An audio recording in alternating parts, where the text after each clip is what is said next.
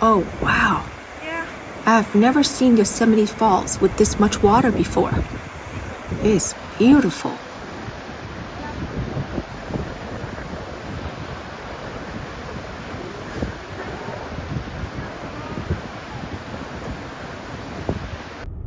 Good morning. Today we are heading to Yosemite National Park. If you watch our last trip to Pinnacles National Park, you know we purchased the annual pass for $80. That pass let us visit any U.S. national park for an entire year. And Yosemite is our second park of the year. Right now, we are driving on CA 140 towards the historic Arc Rock entrance. This is our first time entering from this direction. And my goodness, we wish we had discovered this route earlier. The drive is stunning. The mountains are so tall, they shade most of the road, making the drive very relaxing. Recently, this area had a big winter storm. There was snowfall, fallen trees, even landslides that caused road closures. The road just reopened, and we wanted to see what Yosemite looks like in winter, in the month of February.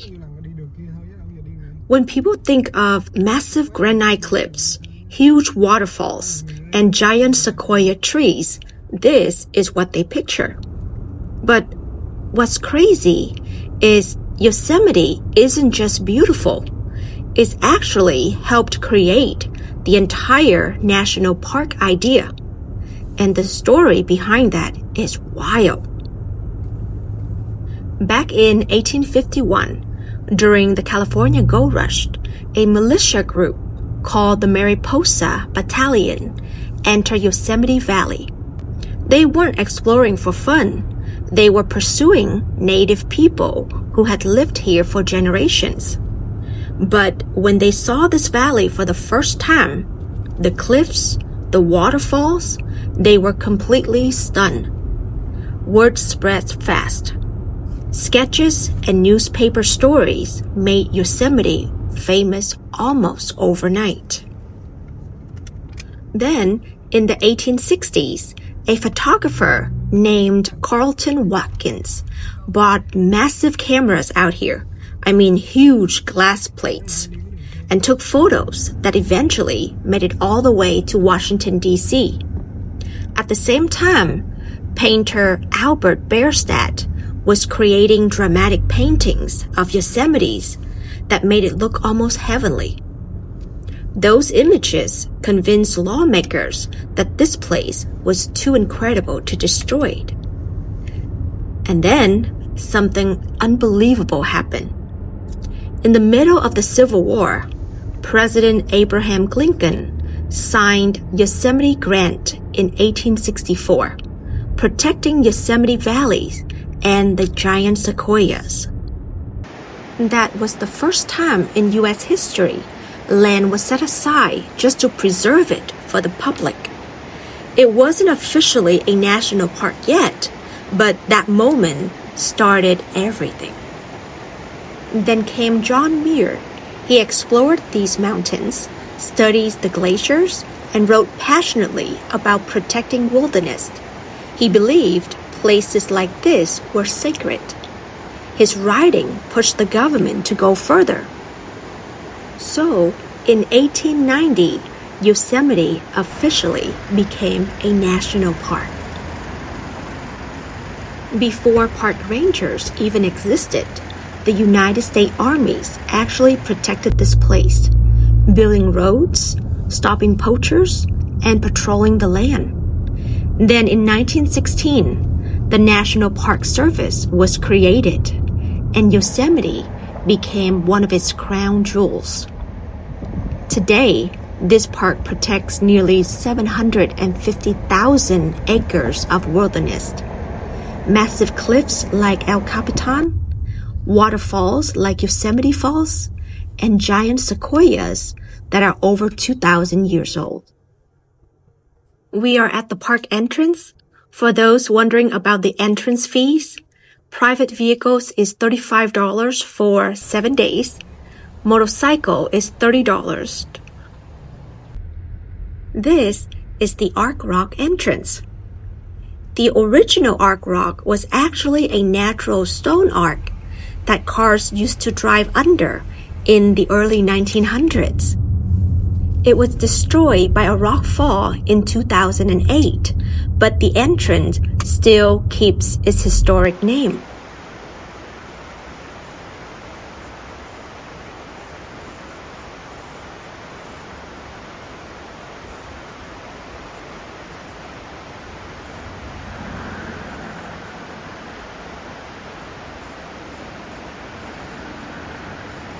This is the Merced River, and with the snow resting on the rocks, it looks absolutely unreal.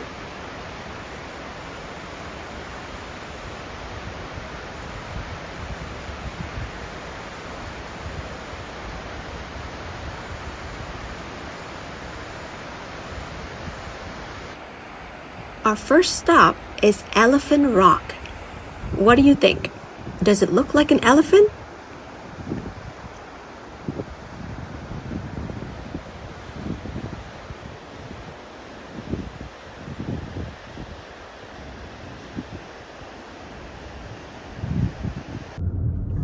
Going back to the history of Yosemite, in 1984, Yosemite was recognized as a UNESCO World Heritage Site. But what's really amazing is this. Yosemite didn't just become a park. It's inspired the entire national park system. Without this place, we might not have hundreds of protected parks across the country today. So yeah, this isn't just somewhere you visit.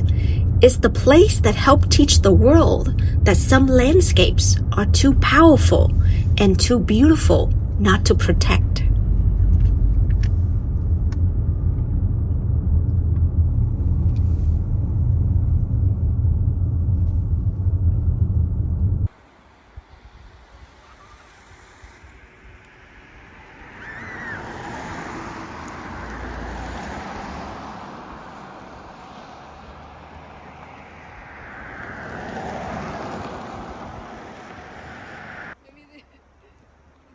Longer to unload than it did. It's still fresh. Yeah.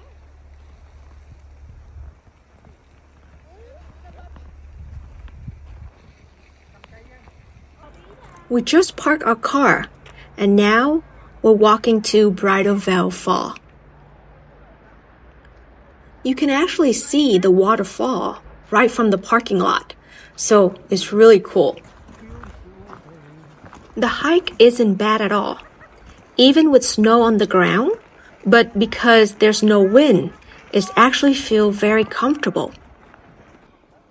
Oh look, a fallen snowman, and kids are sledding nearby. It feels like a winter wonderland here.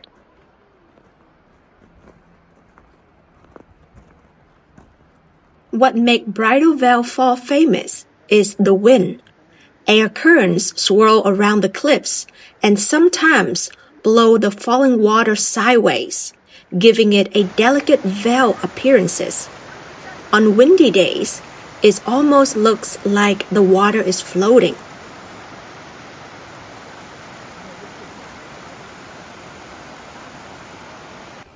We are currently walking on Wawona Road. The original road was built in 1875 to bring tourists into Yosemite by horse-drawn stagecoach. Before that, getting into the valley required rough mountain trails.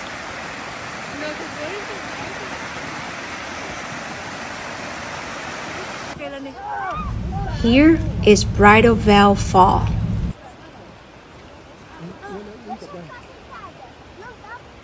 This waterfall drops 620 feet in one single plunge.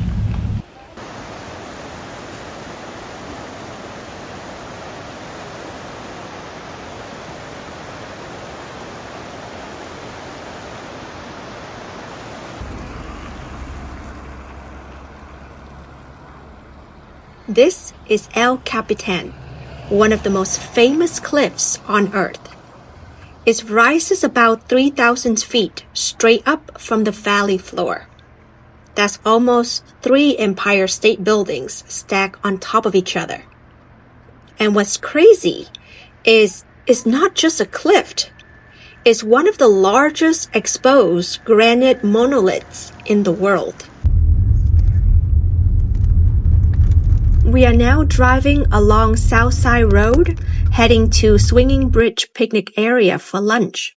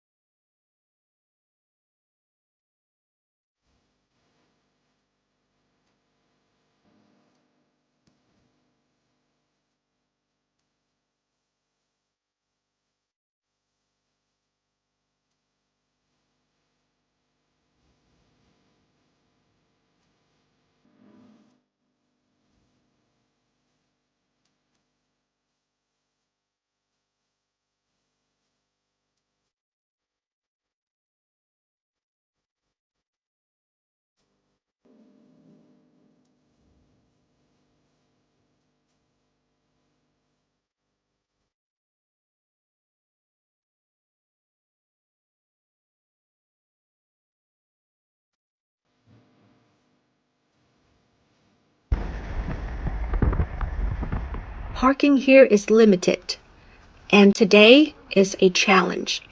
But we finally found a spot. Here is the picnic area. But first, let's go to the swinging bridge.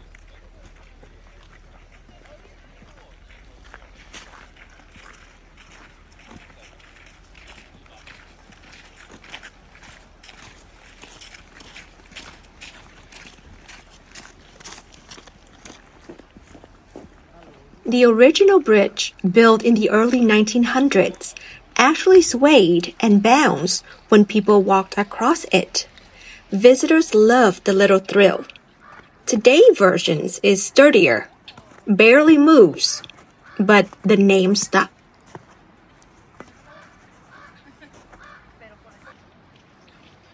From here, you get one of the best reflections in the park. Calm water mirroring Yosemite Falls and the surrounding cliffs in the Merced River.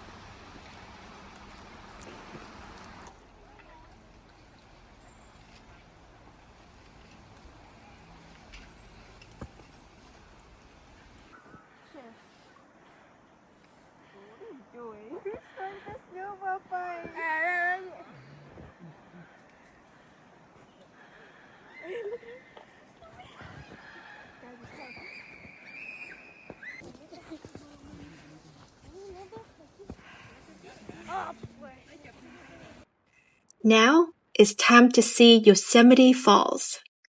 I have seen this waterfall in the summer. It's beautiful, but it doesn't have a lot of water.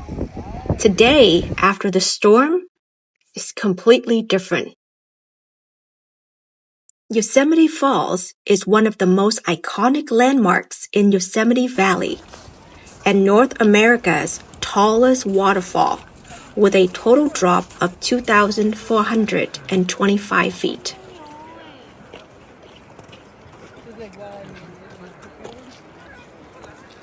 Yosemite Falls is actually 3 connected falls: Upper Yosemite Fall, Middle Cascades, and Lower Yosemite Fall. Look at this. We are on the Lower Yosemite Fall Trail, a 1-mile loop, paved and easy. But today, snow lines both sides, and in some spots, it towers taller than me, which is really cool. This is pretty awesome. Wow.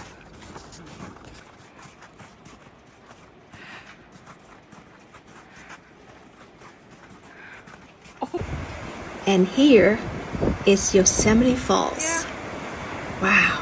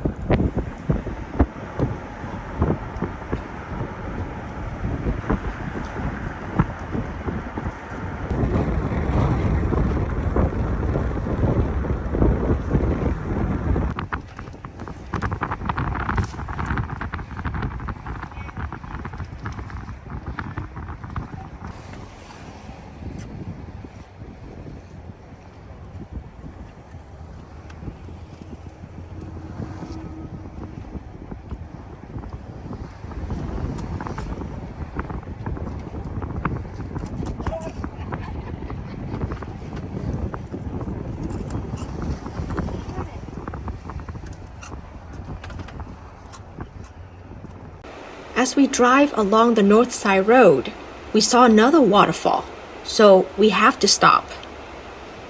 I wonder if this is the Bridalveil Fall. I'm not sure, but it's beautiful anyway.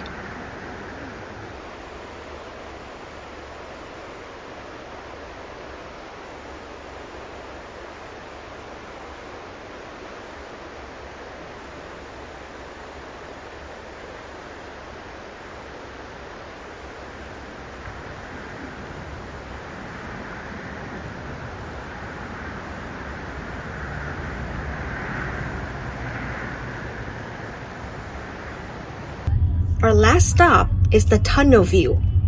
We have been to Yosemite several times, but somehow we always miss this spot. Turn left. In 3 miles, turn left onto El Capitan Drive.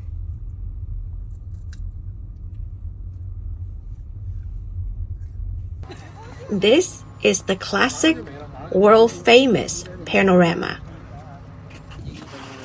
You can see El Capitan towering on the left, Half Dome in the distance, Bridalveil Fall flowing on the right, and the wide Yosemite Valley floor, meadows, and the Merced River weaving through.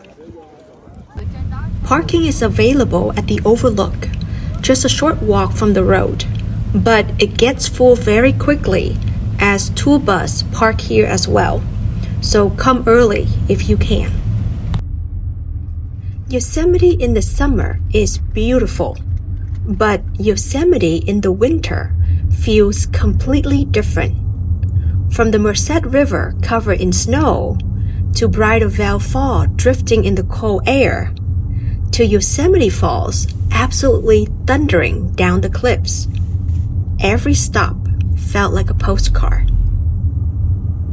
And knowing the history behind this place, how it helped inspire the entire national park system, makes it even more meaningful. This isn't just a park you visit for pretty views. It's a place that changed how we protect nature in this country. Today reminded me why we bought that annual pass in the first place, to explore, to learn, and to really experience these places in different seasons.